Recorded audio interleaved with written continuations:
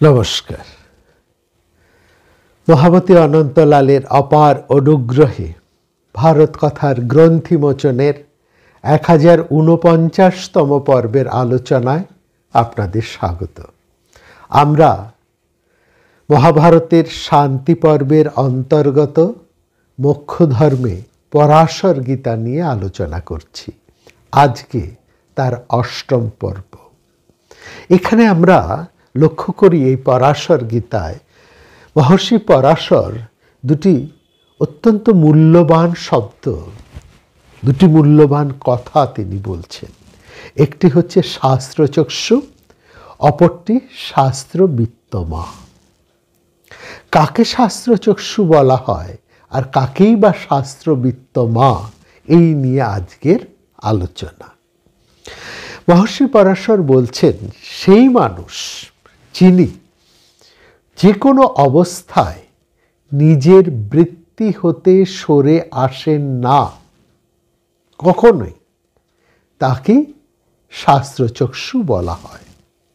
এখানে এই যে বৃত্তি, এই শব্দটি যেমন তার পেশা, তার কাজকর্মকে বোঝায়, তেমনি বৃত্তি শব্দের অর্থ কিন্তু স্বভাব।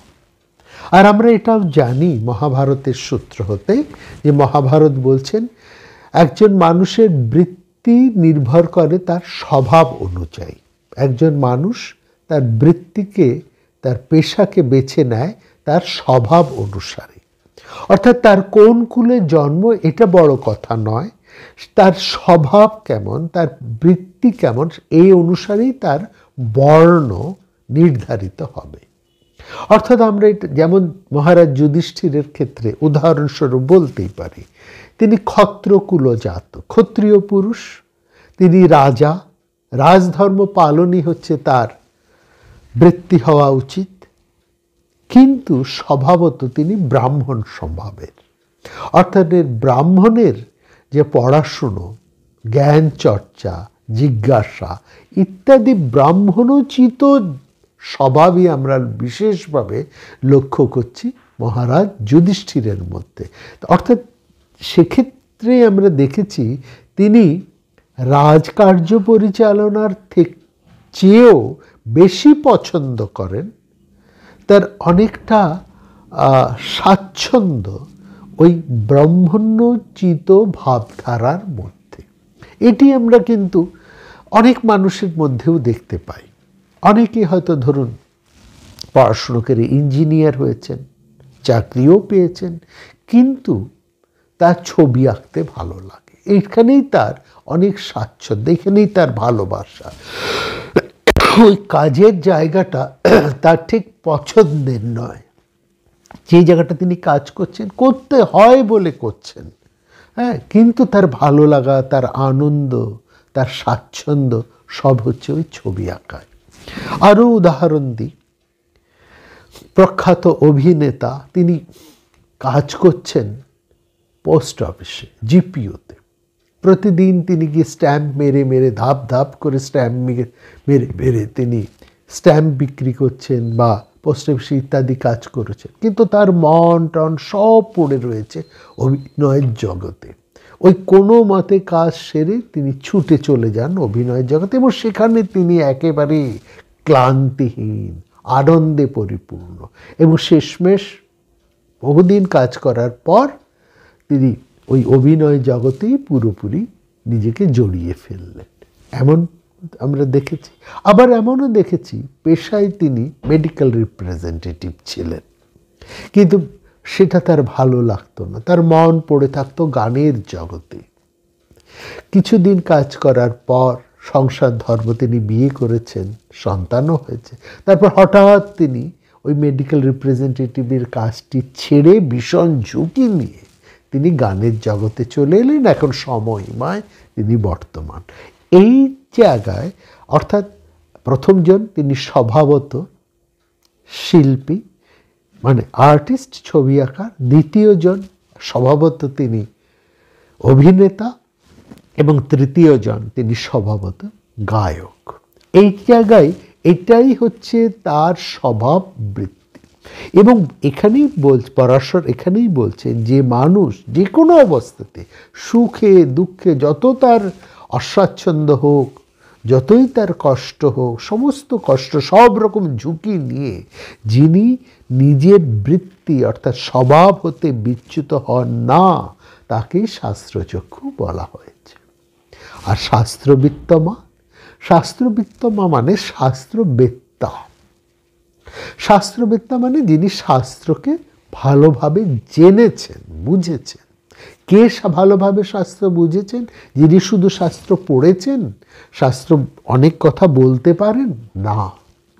পরাশর এখানে বলছেন তাকেই শাস্ত্রবেত্তমা বা শাস্ত্রবেত্তা বলা হবে, তাকেই যিনি শাস্ত্রের অর্থকে, শাস্ত্রের নিহিত তাৎপর্যকে নিজের জীবনের মধ্যে, নিজের যাপনের মধ্যে, প্রতিদিনের যাপনের মধ্যে ফুটিয়ে তুলতে সক্ষম হয়েছে।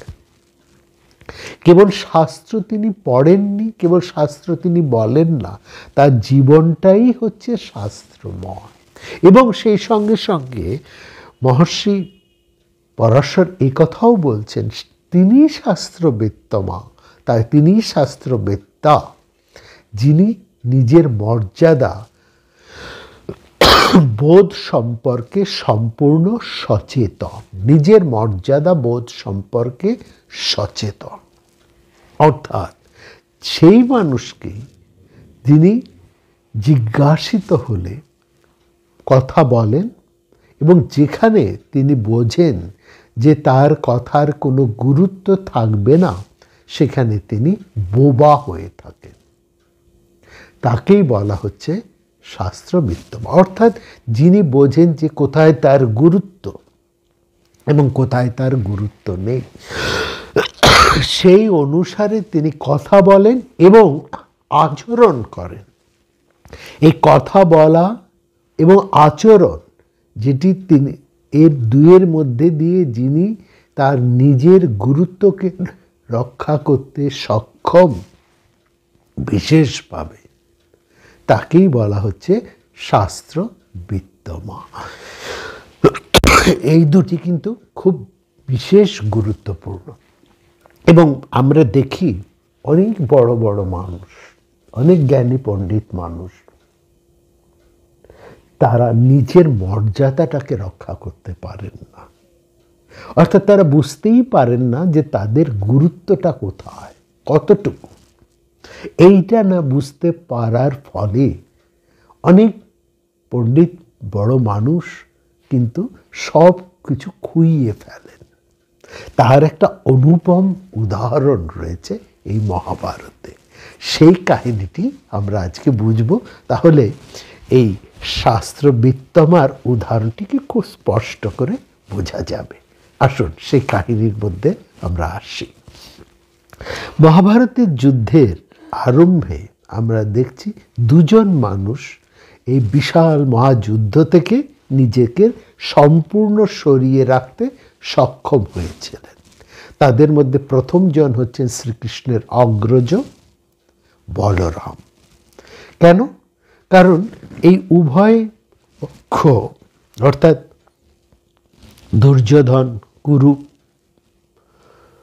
কুরু বংশ এবং পাণ্ডব বংশ দুইয়ের সাথেই তার একটা ঘনিষ্ঠ সম্পর্ক। কুরু বংশের মধ্যে রয়েছে তার আপন জননী, আর পাণ্ডব বংশের মধ্যে রয়েছে তার পিসিমা কুন্তী দেবী। দুজনের সঙ্গে তার অত্যন্ত নিবিড় ঘনিষ্ঠতা। এছাড়াও আরও একটি বড় সম্পর্ক আছে। এই দুই বংশেরই দুই প্রধান পুরুষ দুর্যোধন এবং ভীম, এই দুজনই হচ্ছেন তার শিষ্য, গদাযুদ্ধের শিষ্য। এই ভীম এবং দুর্যোধন দুজনই তার কাছে গদাযুদ্ধ শিক্ষা লাভ করেছিলেন। এবং এই দুইয়ের মধ্যে সবচাইতে বেশি প্রিয় ছিলেন দুর্যোধন। দুর্যোধন ছিলেন বলরামের প্রিয় শিষ্য। তিনি কোনো মতেই এই দুইয়ের মধ্যে যুদ্ধে কোনো এক পক্ষর হয়ে কোনো এক পক্ষের অন্তর্ভুক্ত হয়ে এই মহাযুদ্ধে অংশগ্রহণ করতে চাননি। তিনি চেষ্টা করেছিলেন তার ছোট ভাই শ্রীকৃষ্ণকেও সরিয়ে আনতে, কিন্তু সেটা সম্ভব হয়নি। তিনি নিজেই সরে গেছেন। এবং আমরা দেখেছি এই 18 দিন ব্যাপী মহাযুদ্ধের মধ্যে সেই সময়টায় ঠিক যুদ্ধের আরম্ভেই তিনি সরস্বতী তীরবাহী যে সমস্ত তীর্থগুলো রয়েছে সেই তীর্থ দর্শনের জন্য তিনি বেরিয়ে পড়েছেন। একেবারে যুদ্ধের শেষে, একেবারে অন্তিম সময়, 18 দিন ব্যাপী যুদ্ধের প্রায় শেষের দিকে, যে যখন তার দুই প্রিয় শিষ্যের মধ্যেই সেই গদা যুদ্ধ অবশ্যম্ভাবী হয়ে উঠেছে, অর্থাৎ ভীম এবং দুর্যোধনের মধ্যে, সেই সময় ঠিক সেই মুহূর্তে তিনি কিছুক্ষণের জন্য এসে উপস্থিত হয়েছিলেন। আরেকজন হচ্ছেন আরেক অদ্ভুত মানুষ, তার নাম রুক্মী। এই রুক্মী শ্রীকৃষ্ণ, ইনি ছিলেন যদুবংশীয়। এই যে যদুবংশ, এটা একটা অনেক গোষ্ঠী, অনেক বংশ নিয়ে গঠিত।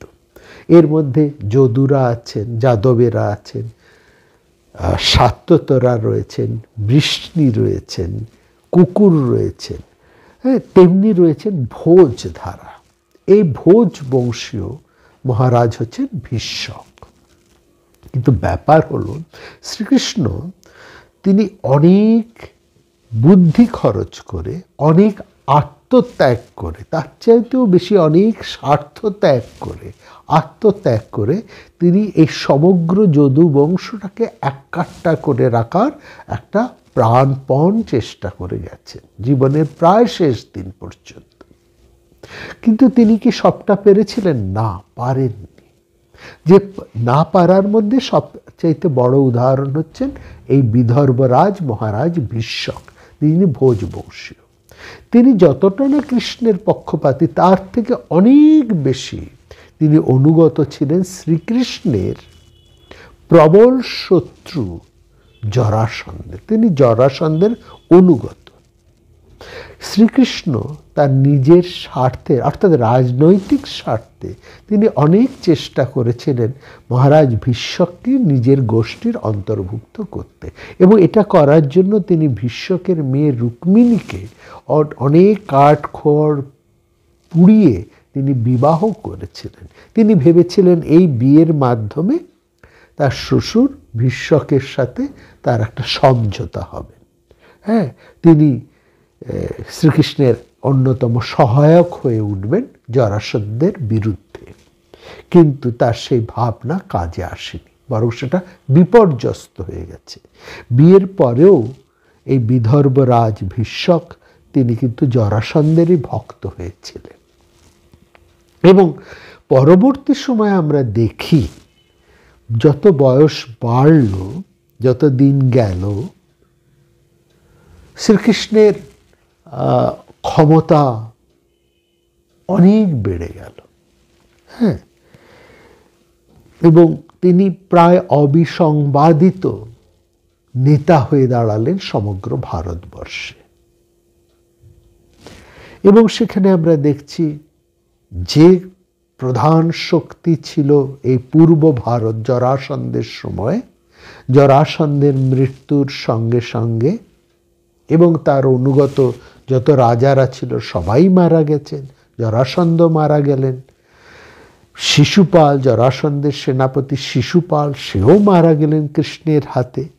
এবং সেই সময় আমরা দেখলাম যে ভারতবর্ষের অবিসংবাদিত নেতা হয়ে দাঁড়ালেন শ্রীকৃষ্ণ। হ্যাঁ, তখন খানিকটা বিদর্ভরাজ ভীষ্ম খানিকটা কৃষ্ণের প্রতি দুর্বল হয়ে উঠছিলেন। কিন্তু তার পুত্র রুক্মী, তিনি ছিলেন ঘোরতর কৃষ্ণ বিরোধী। যখন রুক্মিণীকে হরণ করে নিয়ে যান, যে রুক্মিণী, অর্থাৎ রুক্মী চেয়েছিলেন তার বোন, তার ভগ্নী রুক্মিণীর সাথে শিশুপালের বিয়ে দেবেন, কিন্তু শ্রীকৃষ্ণ রুক্মিণীকে হরণ করে নিয়ে যান, হরণ করে বিবাহ করেন। এইখানে রুক্মিণী হরণের পর রুক্মী সৈন্য সামন্ত নিয়ে কৃষ্ণের পেছনে ধাওয়া করেছিলেন।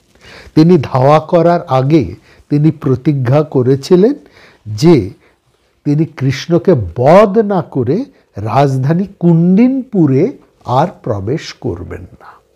কিন্তু কি হলো আমরা দেখলাম, সেই যুদ্ধে কৃষ্ণের হাতে রুক্মী এতটাই বিপর্যস্ত পর্যুদস্ত হয়ে পড়লেন যে তার প্রাণ সংশয় হয়ে গেলেন। শ্রীকৃষ্ণ তাকে একেবারে মারবার জন্য তলোয়ার খুলে দাঁড়ালেন। সেই সময় তার সদ্য বিবাহিতা স্ত্রী রুক্মিণী কৃষ্ণের পায়ে পড়ে তার ভাইয়ের প্রাণ ভিক্ষা করলেন। কৃষ্ণ সদ্য পরিণীতা বধূর এই অনুনয় স্বীকার করে রুক্মীকে মুক্ত করে দিলেন। অপমানিত লাঞ্ছিত রুক্মী আর প্রতিজ্ঞা অনুসারে আর সেই কুন্ডিনপুরে প্রবেশ করলেন না। তিনি কি করলেন, ব্যাপারটা দাঁড়ালো রুক্মী বিদর্ভের রাজধানীতে ঢুকলেন না বটে, তবে বিদর্ভেরই প্রান্ত দেশে ভোজকট নামে একটা জায়গায় তিনি একটা নতুন নগর তৈরি করলেন এবং সেখানেই তিনি রাজা হয়ে রইলেন। এইদিকে তো গঙ্গা যমুনায় অনেক জল বয়ে গিয়েছে, জরাসন্ধ মারা গেছেন, শিশুপাল মারা গেছেন, পাণ্ডবরা সমৃদ্ধ হয়েছেন, কৃষ্ণ এক ভারতবর্ষের অবিসংবাদিত ক্ষত্র প্রধান হয়েছেন। তিনি যে পক্ষে থাকবেন সে পক্ষই জয়ী হবে, এটাই প্রচলিত ব্যাপার হয়ে দাঁড়িয়েছে। ফলত রুক্মীর পক্ষে আর কৃষ্ণ বিদ্বেষ বা কৃষ্ণকে যে বধ করবেন সেই স্বপ্নটাও রুক্মীর ভেঙে গিয়েছে এবং রুক্মিণী মানে রুক্মীর বোন শ্রীকৃষ্ণের স্ত্রী রুক্মিণী তিনি কৃষ্ণকে অতিক্রম করে তার ভাইয়ের সঙ্গে যোগাযোগ রাখবেন সে সম্ভাবনাও আর রইল না, সে সাহসও তার ছিল না।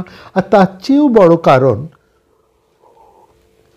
রুক্মিণী দেখলেন তার ভাই মানে তার ভাইয়ের আচরণও তাকে এতটাই অপ্রসন্ন করে তুলল তার ভাইয়ের প্রতি যে তার ভাইয়ের সাথেও তার যোগাযোগ রাখার আর কোনো ইচ্ছেই রইল না। এরকম একটা অবস্থা। এবং আপনারা জানেন শ্রীকৃষ্ণ আসলে যতটা না বেশি যুদ্ধ শক্তি তার, এটা ঠিক তার প্রচণ্ড সৈন্য শক্তি রয়েছে, যাদব সেনা, সে ভয়ঙ্কর যাদব সেনা, সেই 11 অক্ষয়ণী যাদব সেনা তার রয়েছে, তিনি যুদ্ধও ভালো জানেন, কিন্তু তার চাইতেও তার বড় শক্তি হচ্ছে তার কূটনৈতিক শক্তি। শ্রীকৃষ্ণ এই কূটনৈতিক শক্তির ফলেই ভারতবর্ষের অবিসংবাদিত নেতা হয়ে গিয়েছে। এইটাই হচ্ছে তার মূল শক্তি। এই জন্য শ্রীকৃষ্ণকে কপট পুরুষও বলা হয়। তো সেই কৃষ্ণ তিনি কি করলেন, যখন রুক্মী খুব শক্তিমান ছিলেন, অর্থাৎ যখন জরাসন্ধ ছিলেন, শিশুপাল ছিলেন, তখন রুক্মী প্রবল শক্তিমান পুরুষ ছিলেন এবং কৃষ্ণও কিন্তু এই রুক্মিণীর শক্তিকে, তার ক্ষমতাকে, তার রুক্মিণীর শক্তি ক্ষমতা কিন্তু খুব কম ছিল, মানে কেবলমাত্র যে তিনি জরাসন্ধের অনুগত বলেই যে শক্তিমান ছিল তা নয়, তার কাছে কিন্তু প্রবল শক্তিও ছিল। কেমন, যেমন আমরা বলি অর্জুনের যেমন গান্ডীব ধনু, তাই না, অর্জুনের শক্তি হচ্ছে তার গান্ডীব, শ্রীকৃষ্ণের হচ্ছে সারঙ্গ ধনু, সেরকম এই রুক্মীর কাছে ছিল মাহেন্দ্র বিজয় ধনু। মাহেন্দ্র মানে ইন্দ্র, ইন্দ্রের বিজয় ধনু ছিল রুক্মীর কাছে। এই মাহেন্দ্র বিজয় ধনুর জন্য রুক্মী কিন্তু খুব বড় যোদ্ধা ছিলেন। এবার আর এছাড়াও তার ছিল 1 অক্ষয়ণী ভয়ঙ্কর সৈন্য। সুতরাং রুক্মিণীও কম শক্তিমান লোক নন। ফলত শ্রীকৃষ্ণ রুক্মিণীর সাথে কিন্তু সরাসরি যুদ্ধ করেননি দুটি কারণে। এক তো তার এই শক্তিমত্তা আছে, আর 2 হচ্ছে তার শ্যালক, তার স্ত্রী রুক্মিণীর বোন রুক্মিণী, তিনি হচ্ছেন কৃষ্ণের প্রধানা মহিষী। প্রধানা মহিষী। সুতরাং প্রধানা মহিষী তার ভাইয়ের সাথে সরাসরি যুদ্ধ করাটা মানায় না। কিন্তু হলে কি হবে, রুক্মী তো প্রবল কৃষ্ণ বিদ্বেষী, ফলত কৃষ্ণ করলেন কি তার আসল শক্তিটাকে ব্যবহার করলেন রুক্মীর বিরুদ্ধে। সেটা হচ্ছে কৃষ্ণের সেই কূটনৈতিক শক্তি। সেই শক্তি দিয়ে তিনি রুক্মীর এমন একটা অবস্থা করে তুললেন, অর্থাৎ জরাসন্ধ শিশুপাল বধ হবার পর তিনি রুক্মীর এমন একটা অবস্থা করে দিলেন যে রুক্মীর আর তেমন কিন্তু কোনো প্রভাব প্রতিপত্তি রইল না। এবং সেটা যে কতটা খারাপ অবস্থা দাঁড়িয়েছে সেটাই আমরা এখন দেখব। Here starts the story. এই দেখুন, কুরুক্ষেত্রের যুদ্ধ যখন শুরু হবে তখন আমরা দেখেছি পাণ্ডবেরা এবং কৌরবেরা, বিশেষ করে যুধিষ্ঠির এবং দুর্যোধন, ভারতবর্ষের বিভিন্ন রাজশক্তির কাছে তাদের নিজেদের লোক পাঠাতে আরম্ভ করলেন, দূত পাঠাতে আরম্ভ করলেন। কোথাও কোথাও অর্জুন নিজে, কোথাও দুর্যোধন নিজেই চলে গেলেন সেরকম বিরাট পুরুষদের কাছে। হ্যাঁ, সেটা তো আমরা দেখেইছি। গিয়ে তারা তাদেরকে নিজেদের পক্ষে অন্তর্ভুক্ত করার একটা বিরাট চেষ্টা করলেন। অর্থাৎ আমরা দেখলাম ভারতবর্ষের সমস্ত শক্তি, রাজশক্তি দুটো ভাগে ভাগ হয়ে গেল। কেউ পাণ্ডবদের পক্ষে, কেউ কৌরবদের পক্ষে। বেশিরভাগটাই গেছে কৌরবদের পক্ষে, কারণ অনেকেই ছিলেন যারা ওই কৃষ্ণ বিদ্বেষী, বিশেষ করে যারা জরাসন্ধের পক্ষভুক্ত ছিলেন এককালে, এখন কৃষ্ণর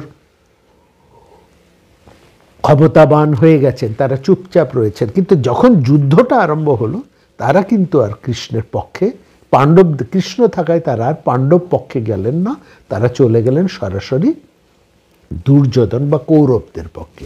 আর আমরা তো আগেই বলেছি, আপনারা জানেন, এই জরাসন্ধের সৈন্যবাহিনীর পুচ্ছভাগে কিন্তু এই কৌরবেরা থাকতো। কৌরবেরাও কিন্তু জরাসন্ধ অনুসারী, এটা কিন্তু মনে রাখবেন। জরাসন্ধের অনুগামী লোকই ছিলেন কৌরবেরা, তারা জরাসন্ধের হয়ে যুদ্ধ করতেন। তো এরকম সেই সময় সমস্ত রাজশক্তির কাছে কৌরব পক্ষ এবং পাণ্ডব পক্ষের দূত গিয়েছে, কিন্তু এই যে একেবারে শ্রেষ্ঠ একজন পুরুষ, হ্যাঁ,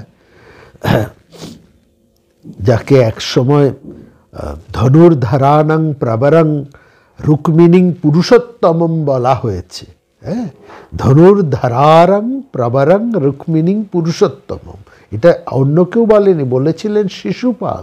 কখন বলেছিলেন না, সেই যুধিষ্ঠিরের রাজসূয় সভায়, যখন মহামতি ভীষ্ম শ্রীকৃষ্ণকে শ্রেষ্ঠ অর্ঘ্য দিয়েছিলেন সেই যুগে, তখন শিশুপাল রেগে গিয়ে বললেন, অমুক অমুক অমুক লোক থাকতে আপনি কি এইরকম কৃষ্ণকে একটা সম্মান দিলেন? এই যে অমুক অমুকের মধ্যে তিনি নাম করেছিলেন, এই রুক্মির নামও বলেছিলেন যে সেই ধনুর্ধরারং প্রবরং রুক্মিণী, সমস্ত ধনুর্ধর পুরুষদের মধ্যে যিনি শ্রেষ্ঠ, এই রুক্মী থাকতে আপনি কৃষ্ণকে সবচাইতে বড় সম্মানটা দিলেন। এই সুতরাং সেই যে রুক্মী, যিনি প্রবর সেই সময় ধনুর্ধর পুরুষ, তার আজকে কি অবস্থা?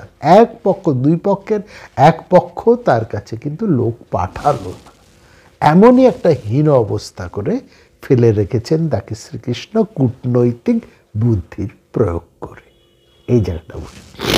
এবং সেখানে সেই রুক্মী, যিনি তার সমস্ত প্রভাব চলে গেছে, এক সময় যিনি প্রচুর ঘৃত নবনীত ভক্ষণ করেছিলেন, ফলে তার হাতের মধ্যে তার সব সেই গন্ধ রয়ে গেছে, ফলে তার প্রভাব চলে গেছে, তার মর্যাদা চলে গেছে, কিন্তু তিনি তার গুরুত্বটা কতটা সেটা বোঝার আর তার ক্ষমতা নেই। কিন্তু তার এখনো প্রচণ্ড অহংকার, প্রচণ্ড তার গুমুর। তিনি তার সেই বিজয় ধনু উঁচিয়ে এক অক্ষয়ণী সেনা নিয়ে তিনি নিজেই, লক্ষ্য করুন, তিনি নিজেই চলে এলেন পাণ্ডবদের শিবিরে। পাণ্ডবরা আসতেই, শক্তিমান পুরুষ আসতে তাকে যথাযোগ্য সম্মান করে আহ্বান করলেন। তিনি খানিক বিশ্রাম নিয়ে, লক্ষ্য করুন, এসেছেন পাণ্ডব শিবিরে। হ্যাঁ, তিনি যুধিষ্ঠিরের সঙ্গে দেখা করলেন না। পাণ্ডব শিবিরের প্রধান তো মহারাজ যুধিষ্ঠির, তার কাছে গেলেন না, গেলেন না কৃষ্ণের কাছে, যে কৃষ্ণই তো হচ্ছে তার প্রধান আত্মীয়, তাই না?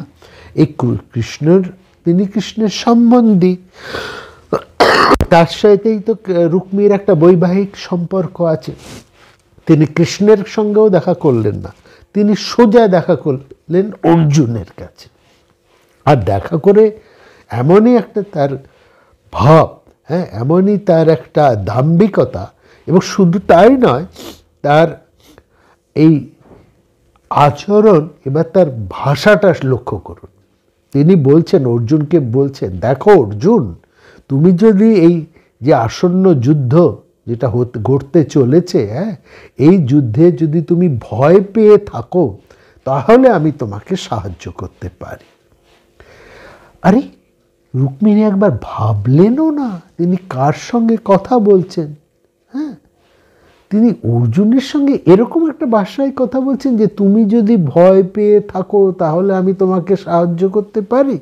হ্যাঁ, আর শুনুন, যুদ্ধের সময় যদি ধরুন কোনো মিত্রগোষ্ঠী এসে যদি বলে, এরকম একটা মেজাজ দেখিয়ে বলে যে তুমি দুর্বল, আমি তোমাকে সাহায্য করব, তাহলে কে তাকে তার নিজের দলে নেবে? সবারই তো একটা আত্মসম্মান বোধ আছে।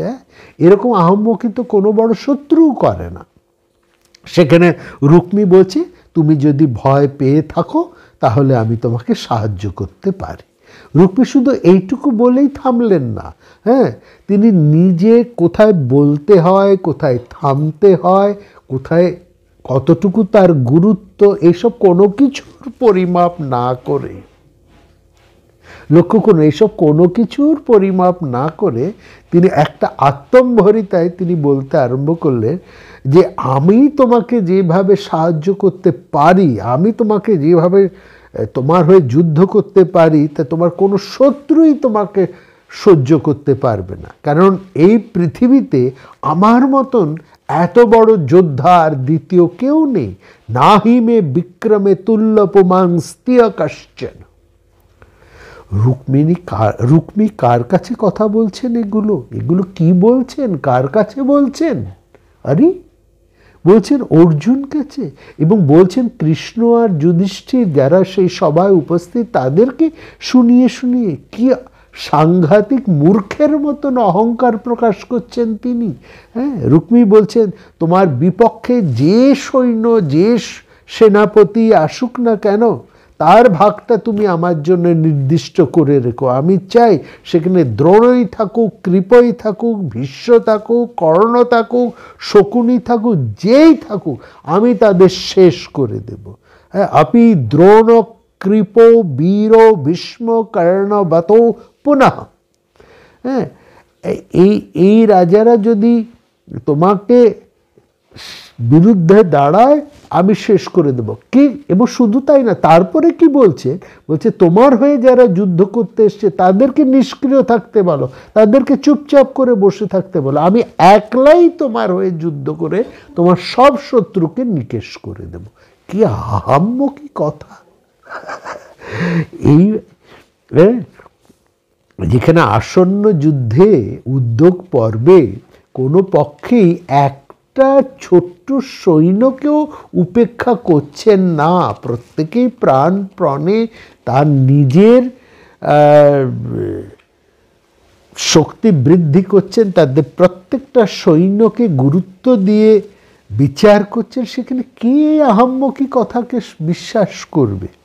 হ্যাঁ, আর রুক্মীর একসময় প্রভাব ছিল, প্রতিপত্তি ছিল, তার অনেক ক্ষমতা ছিল, কিন্তু এখন তো তার এসব নেই, রাজনৈতিক পালা বদলের সঙ্গে তার রাজনৈতিক উত্থান সব নষ্ট হয়ে গেছে। এবং যে মানুষ সবচাইতে বড় কথা এইখানেই হচ্ছে সেই পরাশরের কথাটা, এখানেই আমাদের বুঝতে হবে। এইখানেই পরাশর যে কথাটা বলেছেন, এখানেই দেখুন তার উদাহরণটা আমরা পাচ্ছি।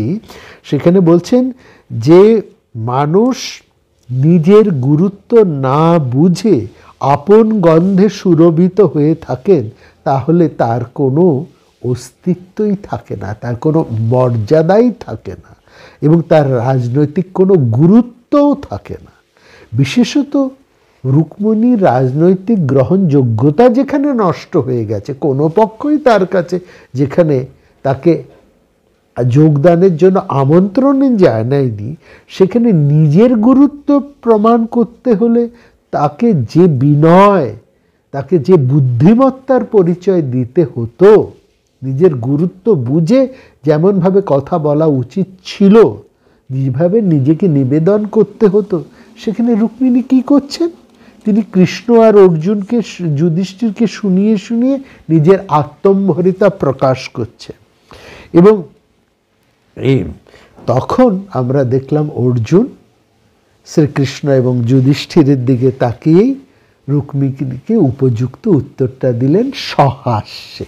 হেসে হেসেই তিনি তার উত্তর দিলেন, বললেন, মহারাজ রুক্মী, দেখুন আমিও বিখ্যাত কুরু বংশে জন্মেছি। মহারাজ পাণ্ডু আমার পিতা, দ্রোণাচার্য আমার গুরু, এবং আমার সহায় হচ্ছেন স্বয়ং শ্রীকৃষ্ণ।